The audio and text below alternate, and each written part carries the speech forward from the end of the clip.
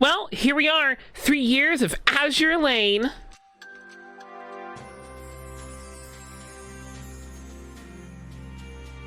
So, yes, I understand that the anniversary is usually ran in the fall, but that is because it's based upon when the open beta and whatnot came out. But as far as when the game actually came out, it came out 2 years ago now, as far as English servers are concerned. And here in just a couple more days, it will be 3 years old as far as the Chinese server is concerned. And it's absolutely amazing that we're getting to this point. And yet, here we are, just receiving the proverbial content tsunami. So with that said, we got a lot to cover, and this video is not going to be short. So you know what? Let's go! I first desire to speak on Guild 2.0 because we get to move on from guilds just being this emote spam room that no one ever really cared about, and instead has a purpose. As with the video that will be playing in the background, we can see that a guild hall is going to exist now, and rather it's showing, you know, all members within the guild, you know, potentially any member that's within the guild, or it's showing members that are just currently online that are within the guild. I don't really know. Does it just show their secretaryship for the said members? I'm gonna imagine that's what it's gonna probably do, but again, we just don't exactly know on that end. Quick self plug, be sure to join the Discord that's in the description below, because we're going to be making a special chat that will list off where the Fox Den is on all the different servers and how to join them if you're interested in that, to start preparing for this great expansion to guild related content. Anyways, self plug aside, the hall just gives this extremely RPG kind of vibe to me, and I gotta admit, as someone that loves playing things like Skyrim and whatnot, I dig it. Now, there's another screen that's been getting shown that has St. Louis on it, and it shows off guild currency in the top, which can be used to increase guild member cap. That's pretty interesting. But also it can increase storage for gold, fuel, dock space, etc. Meaning the old soft caps on how much you can have is likely going to go up, if I had to take any, an educated guess here. Depending on the implementation of this feature set right here, this could greatly help free-to-plays. Now, of course, there's one other screen from this little video we've been playing in the background, and it is what's showing us how do we get it then, the brand new guild currency and whatnot. Well, as it shows us, it looks like the guild currency will also be potentially used, I guess, to enter expeditions, if you will, ranging from easy to hard. And here we will be able to earn the currency and be able to then head off to guild research for all sorts of goodies. I really gotta say that this right here is this is my personal favorite new feature. This is absolutely fantastic in pretty much every way. This can easily be fun for your veteran players, for your more experienced players, intermediate players, etc. And it can also be really good for like a new friend that you go to get into the game or something, because it could potentially give them ways to get some really nice benefits in terms of all these cap increases and stuff that's going to come from the guild store. It looks like that could actually really help, a new friend you try to get into the game, kind of get like a turbo booster, get going. And nothing but positive things to say about that from me personally. Next, I want to talk about what is codenamed Siren Mode, from my understanding. You choose a port to start, and in the video they chose Liverpool, but options for Ironblood, Sardinia, Northern Parliament, and the Eagle Union all do look to be available.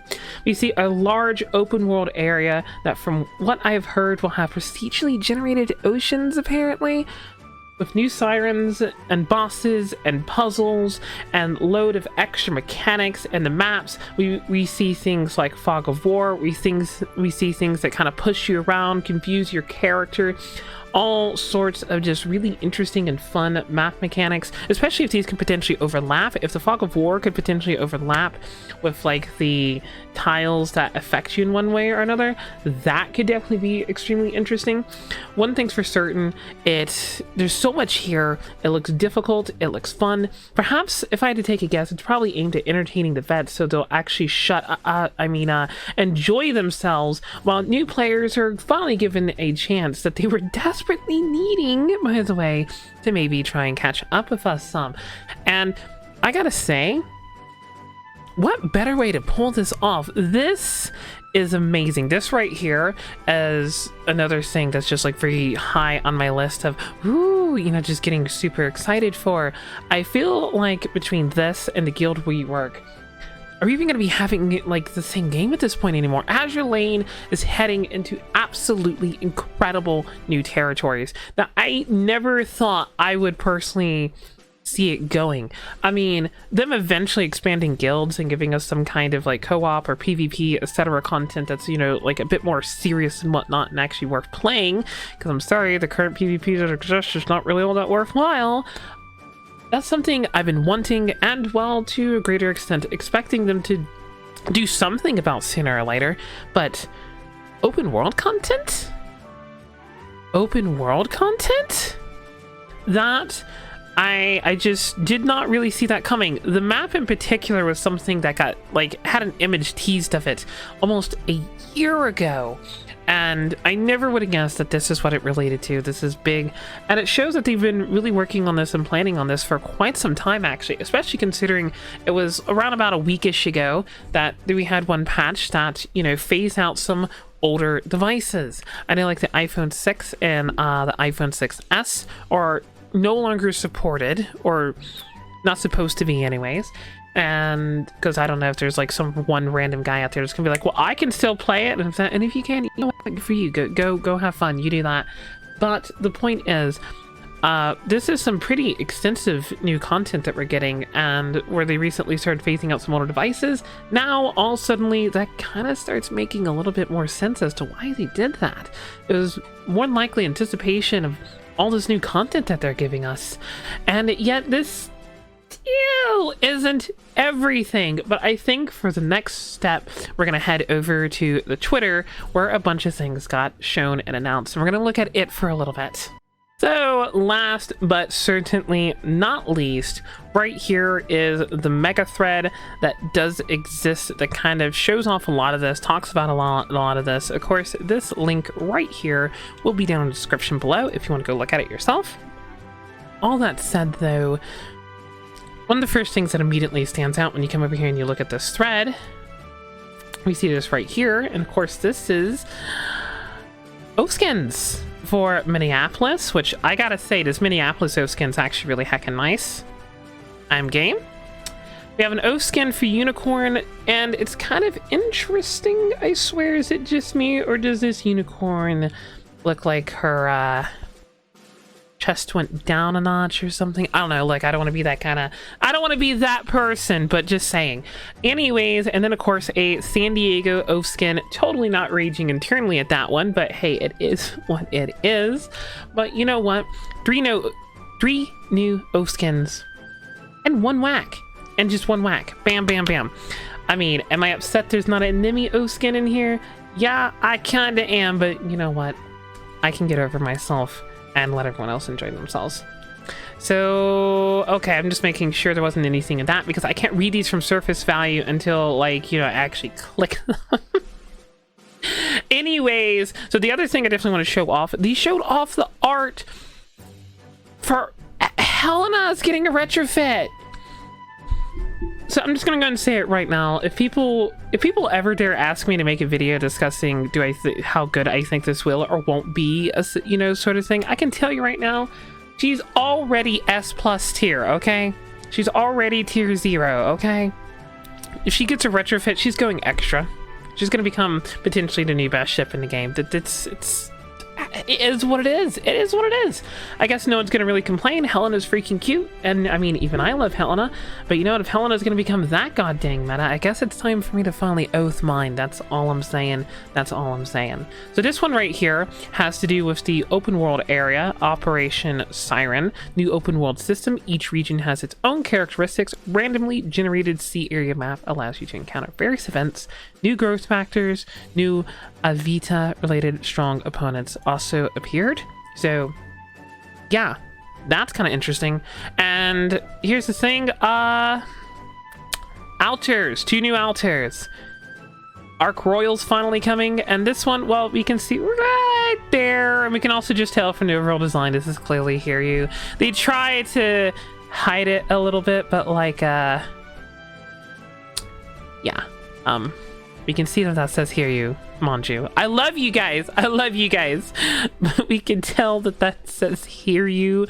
But hey, you know what? This is fine. 2 new altars, new sirens. There's a lot of content going on here. There's a lot of freaking content going on here. And then from there, here is the other thing I wanted to show a little bit. We are planning to implement a new function that can further enhance the current equipment, which can be considered to be relatively weak until now. So that's Google Translate doing what Google Translate does best and not be very good at its job. But it looks like brand new types of materials are going to be added to the game, and I guess it looks like we're going to be able to... I don't know. I don't know how this all works, because with the way that the interface looks, it almost looks like we're just taking all these equipments, these stuff here, and turning this equipment into this equipment, or do we have to have all of this and it's used on this to make it better? I don't know. I'm not super certain which. Doesn't help that Google Translate isn't, you know, the absolute best at its job. But if we're going to take from surface value of what it probably means, I'm guessing, because it's like equip upgrade, come on my commander, glory belongs to us. Okay, nothing to gather from there. Anyways, if this is what it says it could potentially be, if this could just be a way to maybe make otherwise bad equipment gain a little strength or something, or if it's just like an upgrade tree to turn bad equipment into the better equipment, well, I mean, that still might work too, considering, as we can see right here, it looks like this eventually leads to a gold. We can see this right here leads to, that's the Mark 6 right there. I mean, if this can be used to take older stuff and turn it into better stuff, if that's what it's doing, that's still actually maybe kind of neat. Could give people another way to get a good equipment if, you know, RNG is just not being all that friendly to them, if you will. And, well, we see right here something to do with JUUS. Is this Justagram? I don't know. And of course we can see right here some kind of dorm set and all that good happy stuff. Loads and loads of content is coming our way. And then there's this. Gallery mode, which allows you to browse illustrations and listen to music, will be implemented soon.